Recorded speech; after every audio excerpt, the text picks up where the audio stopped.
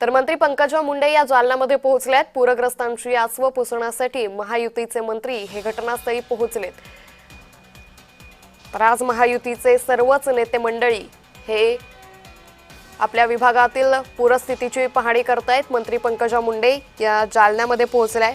जालन्यामध्ये नुकसानीची पाहणी पंकजा मुंडे यांच्याकडून केली जाते। तर विदर्भ असेल, मराठवाडा असेल, या सर्वच भागात अतिवृष्टीने थैमान घातलेले आहे।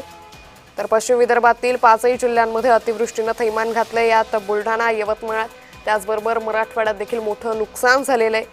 तर या सगळ्या नुकसानीची पाहणी ही मंत्र्यांकडून केली जाते।